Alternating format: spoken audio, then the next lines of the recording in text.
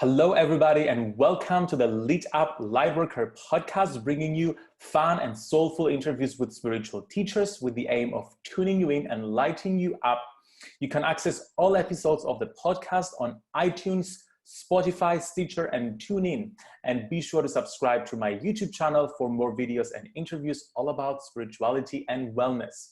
My name is George Lizos. I'm a spiritual teacher, intuitive, the co-creator of Elemental Healing, the author of Be the Guru and the #1 best-selling Lightworkers Gotta Work. And today I am thrilled to have with me Calista. Calista is an award-winning author, pioneer of spiritual ascension, and a magical leader who truly walks her talk.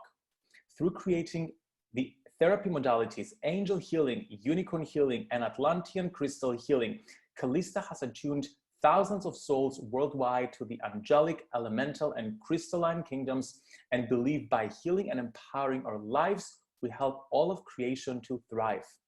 Her exciting new book, The Female Archangels, Evolutionary Teachings to Heal and Empower Your Life, will be released in March 2020. Calista, welcome to the Lit Up Lightworker Podcast. Hello, so good to be here. And this is the second time you are on the podcast, and I'm so excited to have you on. The first time we talked about unicorns. This time we're talking all about the female archangels. Now, before we dive into this topic, I want to hear first a little bit about your story of meeting the female archangels. Oh, it's a long one, so I'll try and shorten it and make it magical.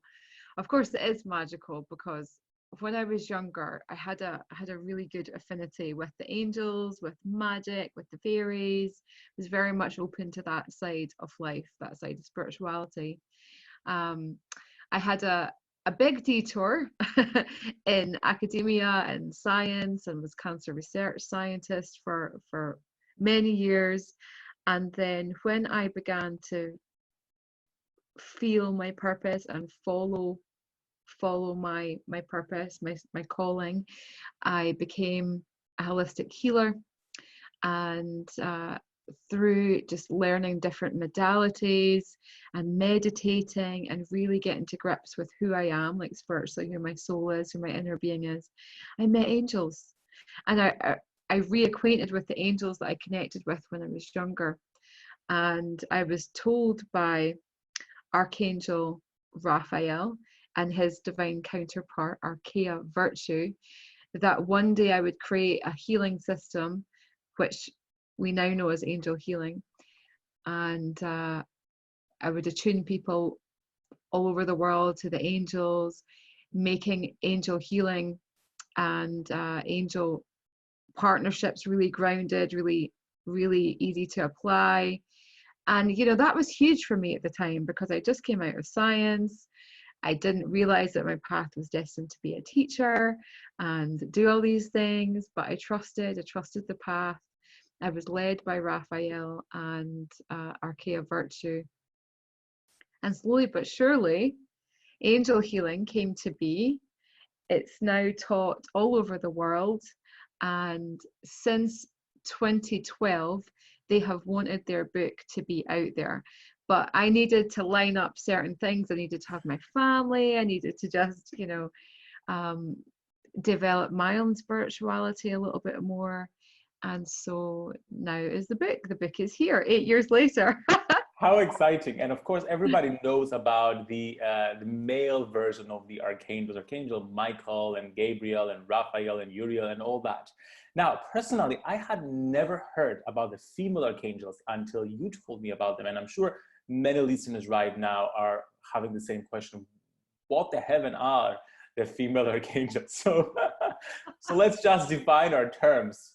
Who are the female archangels? Yeah, and likewise, when Archeia Virtue came to me nearly 15 years ago, I was like, okay, who are you? I've heard of Raphael. But so the female angelics, if you can imagine a coin has two sides, but in essence is just one coin. And it's exactly the same. An angel has two sides, two aspects, but in truth is just one angel. So for example, Raphael and Virtue are two sides of the same angel of healing. we can, as we are evolving our consciousness, our awareness is widening and deepening, and so our understanding of the spiritual realms is advancing. That's why the subheading of this book is called Evolutionary Teachings to Heal and Empower Your Life, because we're taking it a little bit further. And I'm well aware that this book is going to be controversial and, you know, shake things up a little bit.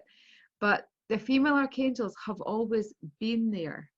They are the inner energetic potential, if you like, of the archangels that we know and have been with us for so long.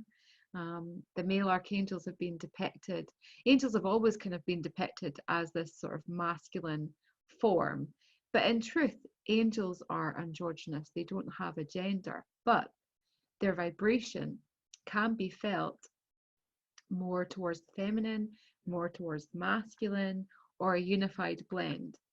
Because we were in that Piscean age for 2,000 years, really going back to the last golden age of Atlantis, to say 10,000 years ago, we have viewed creation through a very masculine lens. God has been interpreted as this male being. Jesus, his son, has been interpreted as this, you know, everything has been very male, male, male. Yet the female has always been there, of course, because the female gives birth to the masculine. The feminine, the deep feminine, which this book speaks of, is the potential, is like the womb space of everything. You know, it's where everything is birthed from. But to kind of bring this all down to earth, the female angels are here in response to the suppression of the feminine in the last Piscean age. They're helping us to heal and empower ourselves, no matter our gender, because we all have a feminine energy within us. But they're also here, which ties in beautifully with your new book, to help the sacred masculine to rise as well, because ultimately they want us to live in balance, and they understand that we have not been living in balance. So in the Piscean age, the male seeming forms, the archangels like Michael, Gabriel, came forward because that's exactly what we needed, and that's where we're focused. We're very masculine focused. Now, as we are moving towards our new golden age, the awareness of the feminine is rising, and so of course our spirit teams, the angels, are shifting in response to exactly what we need, and that's why the female angelics are here with us.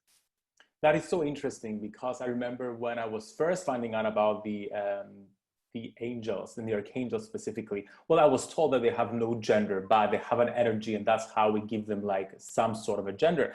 But for example, everybody was referring to Gabriel as like a male, but whenever I would connect to Gabriel, I could see, well, sometimes I could see a male energy and sometimes I could see female energy, and it used to get me so confused, like, who are you? Are you male? Are you energy, or are you female energy? And now I realize, like, while you were talking, I was actually talking to his counterpart. Yeah, so, absolutely. But I just didn't, like, I didn't have the knowledge or the term for it. Now, another thing that came up while you were talking is, so like archangels, the way we define them right now, have inevitably, to some degree, to a big degree, the names at least have come from Christianity and the Abrahamic religions. So if you go back to like pagan times, they didn't necessarily use the word angel. However, because as you know, my path of transitioning from like going into a pagan culture right now and being a Greek pagan priest, I found myself wondering, so are the angels real? Like, did the ancient Greeks, for example, like still honor the angels? And whereas they didn't necessarily use the word angel, they had all these minor divinities that were assistants to like humans and gods, and therefore like helpers, which, as I'm comparing them right now, they have the exact same like definition that we give to angels. And at the same time, they were not, they had their counterparts as well. It was like male and female. Like, it's the same thing with Aphrodite, for example. Not saying that Aphrodite, like, it's an appropriated goddess that became an archangel right now, but the perspective that people have back then about the divine was, it's two sides. It was Aphrodite and Aphroditus, like the male aspect of Aphrodite and all that. So my question to you is, are the archangels and the female archangels pagan? In other words, did they exist in the past? Like, what is your view about the timeline? Mm-hmm. They have always existed. Like in the book. So we can call, just for ease, we can call the female archangels Archeia. Archeia. Yeah, Okay, the Archeia. yes. Just so there's a little bit of, difference. So the Archeia spoke about all the different types of golden ages. So our Earth, our planet, has seen 7 golden ages since her conception. But as we know, through the vantage of an angel and our inner being, time isn't linear. Okay, so there isn't just time starting at 0 up until now. It runs in a spiral. There's multiple timelines, and we could go really esoteric here, but let's just ground it a little bit more. So in answer to the question, yes, they have always been with us. They've been with us since creation, since our human race has been in existence.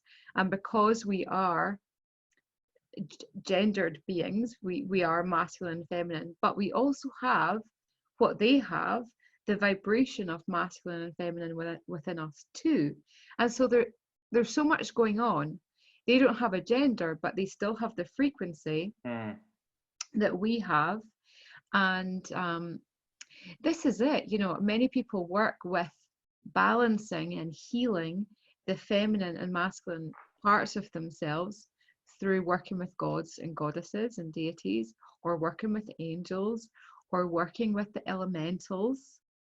It doesn't really matter. What matters is 2020 is the start of a new 7-year ascension cycle, also a new decade, where the overall theme is one of integration and balance. And going to the root of that is the balance of our male and our female.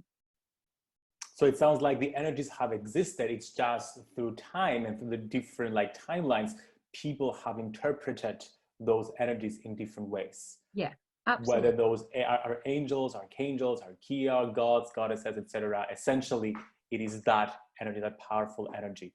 And speaking of the energy, how can the archeia, the female archangels, help us in different ways than the archangels, the male archangel, quote unquote, male archangels can? And the male archangels are obviously always going to be around. Yeah. Because invoking one always brings the presence of the other. For example, invoking Michael, you always have Archeia faith, and vice versa. If you just focus on faith, Michael is always there holding the space as well. They differ in a way. So the Archeia are absolutely fantastic for unearthing our subconscious patterns. So they're so at home with shadow work, what we would call in the New Age community like shadow work, going into our subconscious patterns, our limiting beliefs, our behaviors, our habits, our addictions. Because the word Archeia means origin, they're all about going to the root cause of where disease and disharmony exists within us, but also in our life. And they help us to really get to grips with how we can heal and empower these aspects. Whereas the archangels, the male aspects, have been more focused on really just getting us to the point of our ascension where we are. They've really been leading more our spirit, whereas the Archeia are here to help us to bring our humanity into our divinity. They bring spirituality right down to earth. And I love the way that they have shared their message and the teachings in their book, because it's really practical and easy to apply. And even though we're working with feminine energies of compassion and listening and intuitive flow, it's very, very practical. So there is this beautiful balance going on. And what is the purpose with the book? What can people get out of it? How is it structured, and what is your main aim with writing it? The main aim is for everybody to come away after reading the book with a greater understanding of who they are, a greater way to connect with one another as well. So to really get rid of the filtered sort of ideas and stories that we all carry in our subconscious, you know. A lot of us are operating from our subconscious more than our consciousness, aren't we? We're operating from our fears, we're operating from our hang-ups, from our stories, from our limitations. So my aim is for people to unearth all these hang-ups wherever they are, so that they come away with they can have a better relationship with who they are, with each other, with the world. They understand why they're here, what their purpose is. They have the courage to follow that. It really is a book for personal and global change. The way it's structured is there is 13 chapters, of course, 13 being the number of the goddess, of the divine feminine. And within those 13 chapters, we focus on 11 of the most on-purpose archeia of our time. Can we name drop? What are the 11 archeia that people will experience through the book? The first chapter is a huge chapter all about Archeia Faith, because Archeia Faith, the other half of Michael, pretty much leads the Archeia, just as Michael very much is the same with all the archangels. So her chapter was fairly big, and honestly she could have written the whole book if she wanted to. And then we follow on with Virtue, the angel of healing. From there we follow into Purity, who is the other half of Zadkiel, and she comes in. We often hear about the violet flame of transmutation, yes, that Zadkiel carries. Purity brings forward different facets of the violet flame, gold, silver, and magenta, and she works with it in different ways. So that's a really practical, rich chapter. We also have Archeia Grace, Serenity, Patience, Constance, Freedom, Mercy, Charity, and Clarity in there. Oh my God, I love it already. It's totally sumptuous. There's angels for helping relationships, your body, get to grips with your sexuality. There's a whole chapter helping you to get to grips with the mental programs and loops that we all have. We all seem to have like 4 or 5 sort of mental loops that keep playing in our mind. And so Archeia Clarity really helps us to get to grips with our mental body. And yeah, there's everything in there. Gosh, it's like a spiritual transformation through one book. This is so exciting. And it's huge. It really is a big book. Now, since we're running the Elemental Healing Practitioner course, now, like at the time of this recording, it's coming up soon in March. We're launching the course. We open the doors once a year, and we invite new people in to train the new wave of elemental healing practitioners. I was wondering whether we can chat a little bit about the archeia that's most related to working and overseeing the elementals, if there is such an archeia. Yeah, there is. There's actually 2, but I only focused on one in the book. So there's Archeia Strength, the other half of Ariel, the angel of nature, of manifestation. But the angel that wanted to come forward specifically for this book was Archeia Patience, the other half of Archangel Sandalphon, angel of the earth, of integration and grounding. And she very much works with the elementals, every different type of elemental she helps us to connect with. And she's like the divine mother. You know, you could go into, anytime I connect with her, I almost feel like she's just if she had a form, she would have like a really big bosom, you know, and I could just like nestle myself in it. She's like a mother or grandmother energy. She's just wonderful to connect with. She reassures you. She guides you to like breathe and relax and take time to pause and rest. And she focuses a lot on manifestation, not manifestation as in, you know, set your intentions and like using the law of attraction, more coming into the law of creation, so more coming into your power of being a creator. And so she guides more taking time to rest and integrate and listen. Very much what the elementals tell us. We need to be in this divine conversation with ourselves, with the earth. If we're constantly just doing, we're never taking time to let in the new. And so it's really important to pause and to listen, to commune with nature, to remember that we're cyclical beings. This is everything that patience teaches. So yeah, I'm really excited to have her featured in the book. And is there a way for elemental lovers to connect with them in their elemental practice? Like when they go out in nature, is there a practical process that they can use to invoke her? I mean, in the book we have, she has affirmations. She's got the source light that she comes in on. So angels travel in streams of consciousness, streams of light, and she exists on the rainbow ray. So there's techniques in the book to connect with the rainbow ray. There's also crystals in there to connect with patience, like amber, rainbow obsidian, rainbow moonstone. But when you're out in nature, just ask her to be with you. Ask for Archeia patience to be revealed to you. Now, patience is a funny one because the other Archeia come forward just like the archangels do, like faith and virtue. But patience, you really have to ask her to come into your experience. She won't just make herself known to you. She's very much like, I am the angel of patience. You know, she wants you to find her and seek her out. So my number one tip when you connect with her is ask and invite her into your space.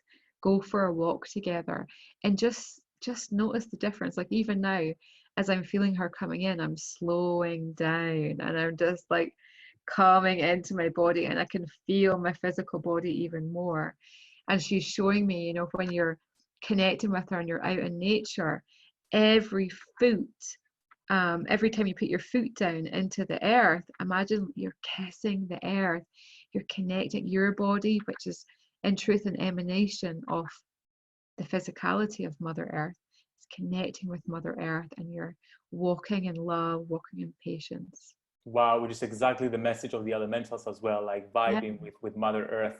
How beautiful. And I gotta tell you, everybody listening right now, watching this video, I have read part of Calista's book and it is so mind-blowingly good.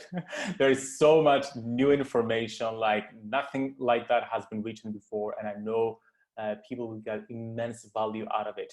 Calista, thank you so much for sharing like a snippet of the Female Archangels Archeia with us, and I can't wait for everybody to go out and check out the book. Tell us about the book, when they can, when it's going to be available for pre-order, where can people get it from, and how they can get in touch with you. So it's going to be available for pre-order next week. So that's going to be mid-February 2020, and then it will be out March 2020, available over Amazon, and there will be paperback, audio, and also the ebook. So all three different ways. And what's the best place for people to get in touch with you? I love hanging out at this precise moment in time. I love Instagram world, Instagram world even. So come and check me out there under Calista Ascension, or on Facebook, or on my website, calistaascension.com. Perfect. Thank you so much, Calista. Wishing you a lovely rest of your day. Thank you, George. You too.